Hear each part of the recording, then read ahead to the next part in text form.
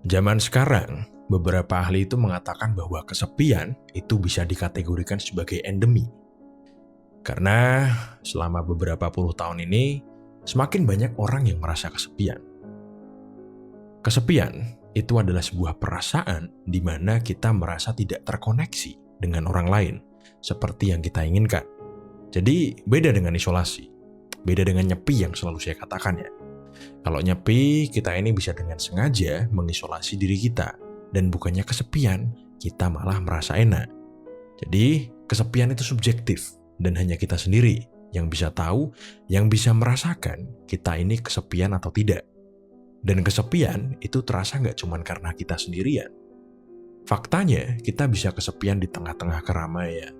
Kesepian meski dalam hubungan pernikahan. Dan sebaliknya, kita juga bisa merasa tenang, merasa penuh, yang padahal kita sedang berada di tengah hutan sendirian.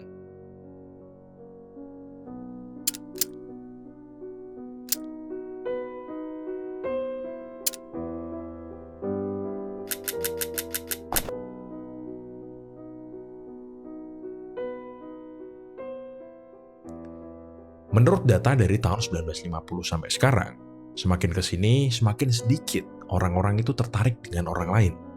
Dan menurut data itu juga, 60% dari responden merasa kesepian. Dan usia manusia paling kesepian itu di umur 16 sampai 24 tahun. Dan yang kedua, itu adalah para lansia. Mereka merasa kesepian ketika perlahan-lahan mereka kehilangan teman dan pasangan mereka. Tapi yang jelas, semua usia, mau kaya atau miskin, semua orang bisa kesepian. Dan faktornya banyak sekali, gak cuma karena perkembangan teknologi ya. Tapi dari tahun 1950 itu, ada yang namanya social dislocation, yaitu sosial yang tidak pada tempatnya. Faktornya banyak. Faktor terbesarnya itu karena ngerantau. Jadi, orang-orang meninggalkan rumah mereka, lingkungan mereka, hubungan sosial mereka, untuk mendapatkan pekerjaan yang lebih baik, atau untuk pendidikan, atau untuk alasan-alasan lainnya. Dan perubahan yang mendadak itu tentunya bikin kaget. Bisa jadi karena kultur shock, tidak bisa adaptasi, tidak bisa membaur, dan sebagainya. Dan jadilah dia kesepian. Lalu, lanjutlah perkembangan teknologi, yang disebut masuknya kita pada dunia layar. Ketika televisi mulai ramai di dunia, masyarakat itu mulai mengurangi partisipasinya pada lingkungan. Kenapa? Ya karena nonton TV itu lebih menarik. Mereka jadi jarang keluar rumah, jarang kumpul-kumpul, jarang beribadah, jarang bertamu. Dan semua itu menjadi faktor-faktor yang membuat manusia itu tidak merasa connect. Dan karena itu juga, manusia merasa kesepian. Hal-hal itu terjadi, diperparah dengan semakin majunya perkembangan teknologi. Karena semakin banyaknya layar yang bisa kita lihat, apalagi ditambahnya algoritma yang memaksa kita untuk terus nonton, terus melihat, dan terus diam di tempat. Sehingga kita jadi tidak begitu update dengan orang-orang di sekitar kita. Ada sebuah penelitian dari Julian Holt Lunstad, seorang peneliti yang meneliti tentang kesepian. Dan dari hasil penelitiannya, kesepian itu sangat berbahaya.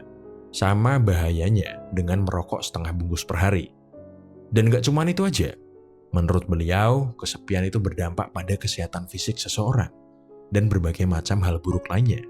Jadi, jika kita mau menjadi pribadi yang well-being, kita harus bisa membangun dan menjaga banyak relationship.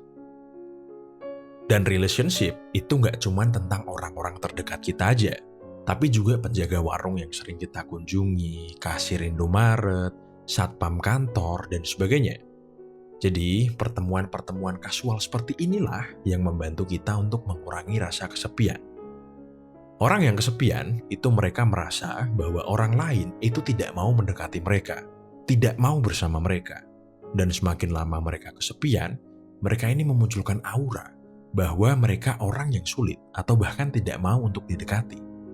Jadi kalau kalian udah berada di fase ini, saran dari saya sih, kalian harus belajar tentang gestur. Tunjukkan sinyal pada orang lain bahwa kamu mau didekati, kamu mau membangun relationship, kamu mau connect. Jadi, stop berasumsi. Stop overthink bahwa tidak ada orang yang mau dekat dengan.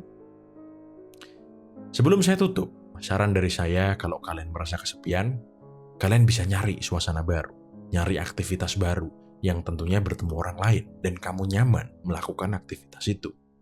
Percayalah, itu adalah langkah pertama yang bisa kamu lakukan untuk mengobati kesepian.